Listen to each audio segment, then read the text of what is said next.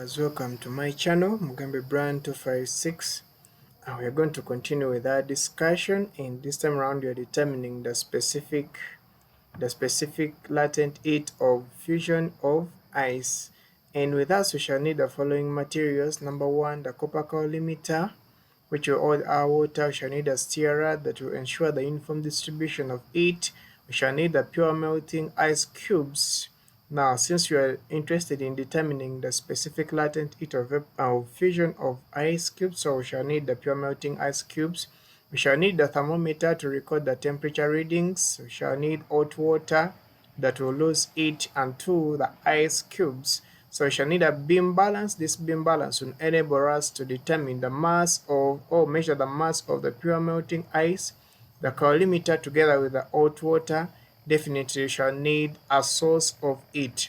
With us is our setup here that we have, and all the parts have been labeled. We have the thermometer here with us, the water, the pure melting ice, and then the stirrer, which will ensure the uniform distribution of heat. So we are going to go through a series of procedures that we are going to take. Number one, I shall have to measure and record the mass M1 of the pure melting ice cubes that are going to be used. In number two, we shall read and record the mass MC of an empty colorimeter of known specific heat capacity, CC. And number three, if you're to proceed, we shall pour some hot water of known mass M subscript HW and specific heat capacity C subscript HW into the colorimeter until it's about to get full. So we shall have to pour the hot water first of all in the colorimeter. Then another thing that you have to take note of is this colorimeter of ours has to be rugged. The reason as to why we rug it is to ensure that we have limited heat losses to the surrounding. So we minimize the heat losses by rugging the colorimeter.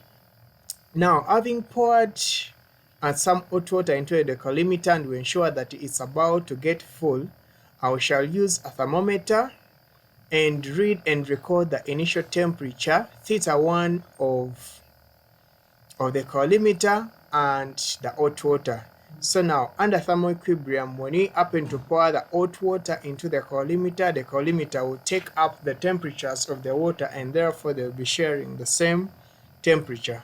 Then number five, we shall have we place a small pieces of pure melting ice at 0 degrees Celsius into the colorimeter. So we know that the melting point of ice is 0 degrees Celsius. So that is the temperature that we shall take note of the pure melting ice.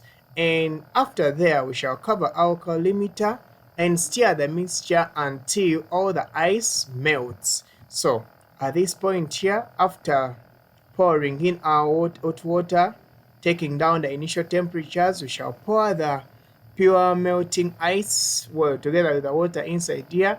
Place, of course, our thermometer and a stirrer, and we shall cover the mixture. Then thereafter, we shall stir up the mixture until when we ensure the uniform distribution of heat. And from that point there, we shall take note of the final steady maximum temperature, theta2. Now, taking an assumption that there are no heat losses to the surrounding. However, in reality, there are some heat losses to the surrounding, but since there is something that we need to attain, so we shall make some assumptions, and one of them is that there are no heat losses to the surrounding, meaning that okay, no heat has been lost to the surrounding. And another assumption that we can take, that there's no any heat that we are absorbing from the surrounding. So under thermoequilibrium, the heat that is gained by the ice and cold water from melting ice will equal to the heat gained by, heat lost by the water and the colorimeter.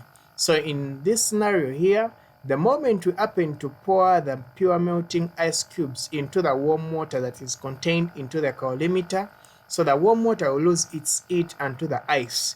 But as ice is gaining heat, there will be a change of state. So we shall have to account wherever there is a change of state, which is a change of state which occurs at a constant temperature.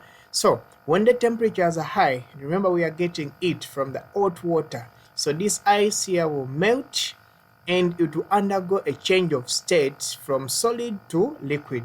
So we shall account for that heat, which we shall call the latent heat. So we have the mass of the pure melting ice, which we read and recorded as M1. So we shall multiply it with the specific latent heat of fusion, and basically this component here is the latent heat. And then after the ice has melted, there has been a change of state at 0 degrees Celsius. So the melting ice, which now has turned into liquid, so its temperatures will further increase.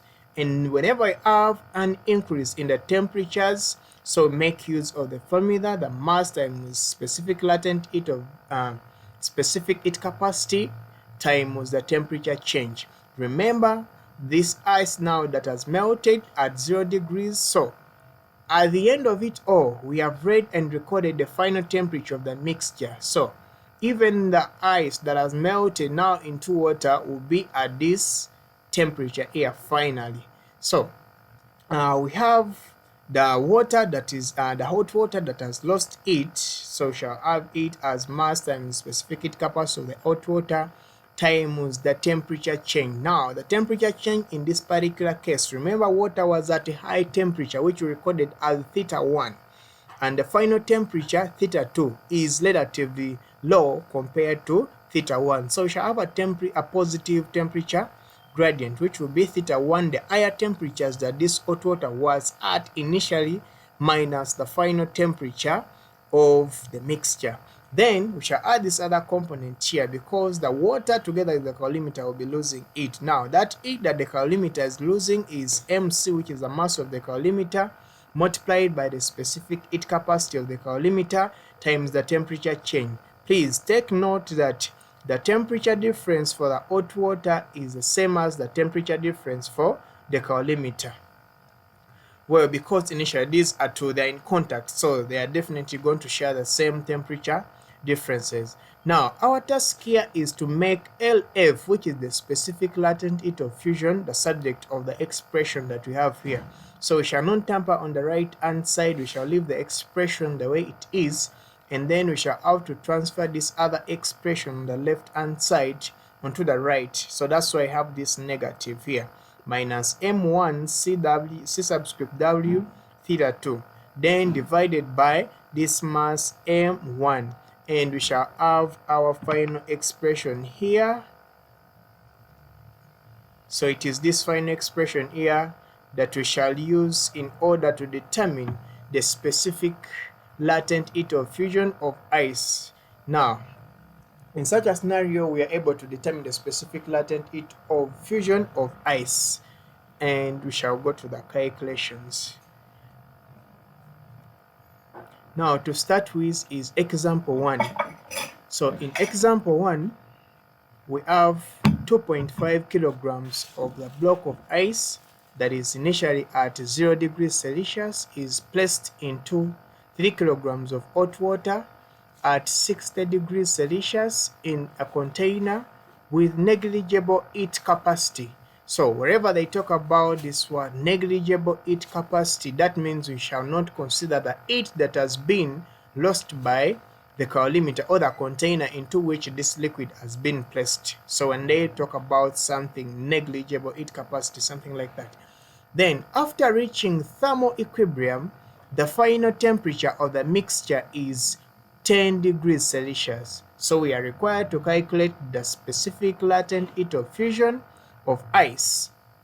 Given that the specific heat capacity of ice is 2000 joules per kilogram per Kelvin, and then the specific heat capacity of water being 4200 joules per kilogram per Kelvin. Well, so we shall evoke this expression of ours that the heat that has been lost by the hot water together with the container will equal to the heat that is used to melt the ice, and then the heat that will be gained by the melted ice. Now this ice is converted to water, so that's why I have it here. Then, but you have to take note is that the heat that has been lost by the container, they told us that this container has got a negligible heat capacity. So remember, the quantity of heat that can be lost by this, that can be lost by the container, well, it can also be given by,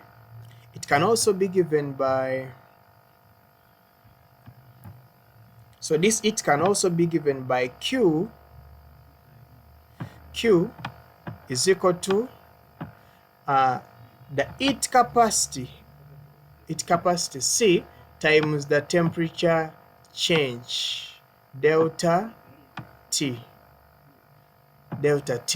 Now, this is the quantity of heat for as long as we have a temperature change. So we can as well use the heat capacity multiplied by the temperature change. But I've told us that it is negligible. So we shall the heat that is lost by the container, since it is negligible heat capacity, so it will be 0. So that's why we have it there as 0. Okay. And next, now this we have it here, the mass of water, hot water, its a specific heat capacity. Then this will equal to, now the quantity of heat that we need in order to melt ice is given by the mass of the ice, then times the specific latent heat of fusion, then mass of ice multiplied by the specific heat capacity of, well, of ice, after the ice has been converted to liquid. So that's when we shall have a temperature change, an increase in the temperature. So we shall make use of the specific heat capacity of water, where after the ice has converted to liquid, and that's water. Okay, times the temperature change. So we are just going to substitute. Now the mass of the hot water is 3 kilograms. So we substitute it there, times the specific heat capacity, which is the value that has been given to us here, then times the temperature change. Initially, this hot water was at 60 degrees and the final temperature of the mixture is 10. So it will be 60 minus the 10. So on the right hand, of course, plus the 0, but which is doesn't carry meaning here. So which is equal to the mass of ice, which is 2.5 kilograms, multiplied by the specific latent heat of fusion, which it is the unknown that we are interested in, then plus the mass of water, the mass of ice, well, still 2.5 times the specific heat capacity of water, then times the temperature change. Remember the ice, after it had converted state, it was at 0 degrees Celsius. Now the final temperature of the mixture was 10 degrees Celsius. So our temperature difference is going to be the final temperature minus the initial, which is 0.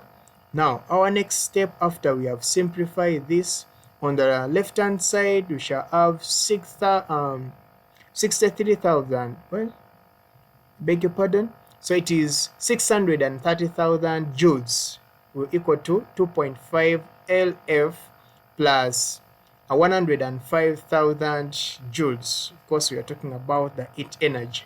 Then simplifying that further will lead us to 630,000 joules minus 105,000 joules divided by 2.5, and when we carry out computations in this expression here, it leaves us with the value of specific latent heat of fusion as 21,000